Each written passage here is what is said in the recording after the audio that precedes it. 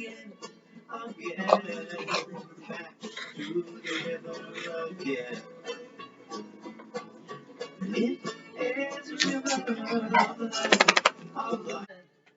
everybody, Elliot here, Lazy Dogs Records, and haven't done anything in about a week or so, I thought I'd enter Jersey Joe's contest. Jersey Joe's channel is Under the Needle, and he's surpassed 300 subscribers. So he's got a contest called Easy as 1, 2, 3, and I will make my attempt at that one right now. First of all, what are we listening to? His Golden Messenger. This one is called Vertigo Full, and it's part of a box set I picked up on the advice of John at Digital Gramophone. I believe this is the outtakes, rarities. It's the first 3 albums from His Golden Messenger, plus an album of outtakes, rarities, whatever. And I believe this is it. I really like this music. It's very, very atmospheric, I guess. You know, it sets a mood in a very organic way, acoustic way. So not that it's exclusively acoustic instruments, but it's just got that nice feel to it. You hear a beautiful steel guitar playing there. So it's not all acoustic. But a guy named MC Taylor is from California, and he relocated to North Carolina, and maybe, I don't know, maybe 10 years ago, maybe less, I don't know. But it's some really good stuff. Okay, so that's what's played in the background. So we've got 3 parts and then a bonus or 2. So I'll, hat's crooked, isn't it? Let me see what I can do. I'll make a shot at those 3. Now, the first one he asked for is an oddball record. Now, oddball was relative, of course. In this case, he means oddball to the person making the video. Oddball to be something that you wouldn't expect to find in my collection, more or less. You know, if somebody's into electronic music and you know, new age and modernistic and classical or something, you wouldn't expect to find a Porter Wagner record in there, you know, something like that. But oftentimes you will. You know, my tastes lean toward towards the rootsy and acoustic type stuff. So this album came out in 1980, and I've had it since then, I think. I don't know why I bought it. I don't know what inspired me to buy it. I bet I hadn't listened to it 3 times in my life. But this is Captain Beefheart, and it's Dawg at the radar station. Dawg at the radar station from 1980. Captain Beefheart. Captain Beefheart and the Magic Band, of course. And it's in here. I need to give it a listen again. They do use some slide guitar on here, so that's something I would like. But it's that avant-garde, artsy, craftsy type stuff, you know, that I tend not to gravitate toward too much. Okay, and that's number 1. And number 2 is Family Affair. And thought about different configurations, different ways of doing that. Father, son, mother, daughter, brother, sister, whatever. So I came up with one that some fairly well-known artists, but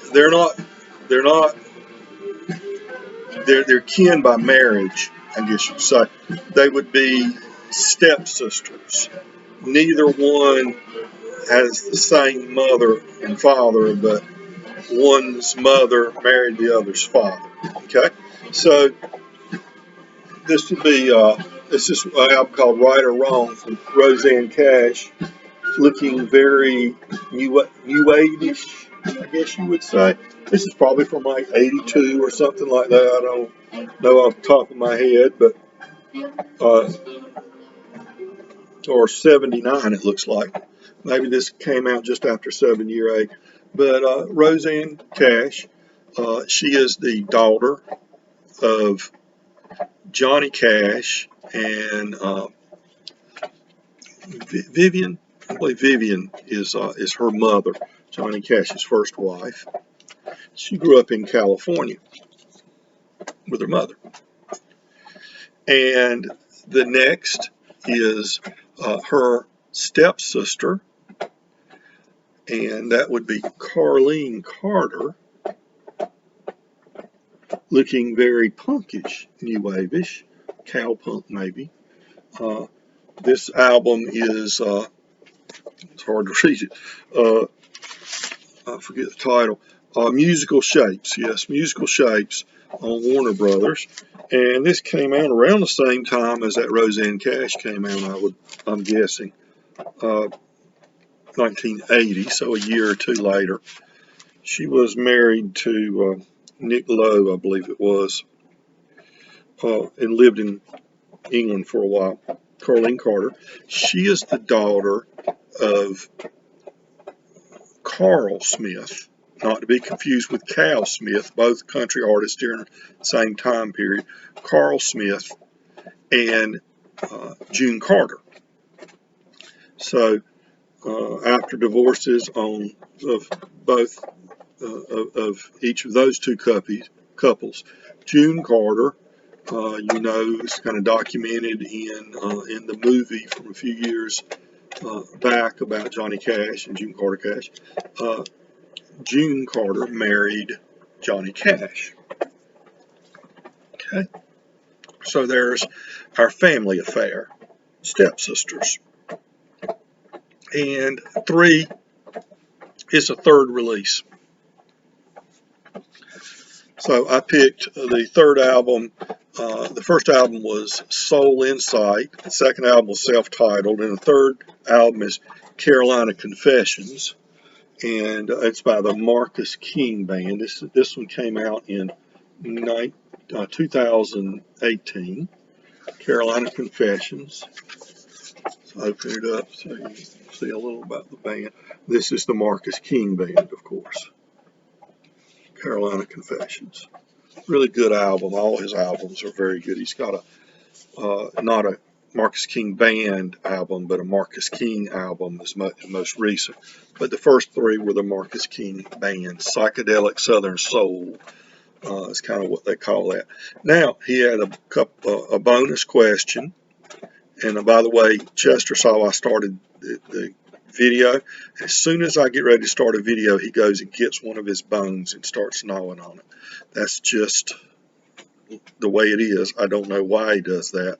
That's just Chester. To find the #1 song on the day you were born. Okay, and the #1 song on the country charts on the day I was born is Bird Dog from the Everly Brothers. And that was October 15th, 1958. Yes, it was, Chester. October 15th, 1958, the Everly Brothers. And the final thing was to mention somebody, to suggest that they make a video for this contest. And I'll mention Rick at Mr. Rick's Records, who I'll put a link to his site down here. Everybody check him out. He's fairly new to the vinyl community. He's done a few videos, and I think it'd be a good idea if you check him out. And Rick, if you're watching, why don't you make a video? Mention me in the beginning of the video if you think about it, if you do. Okay, so there is my entry into Jersey Joey and his Under the Needle contest called Easy as 1, 2, 3. Everybody, I'll remind you, be kind to your neighbors, because we're all neighbors. Take care.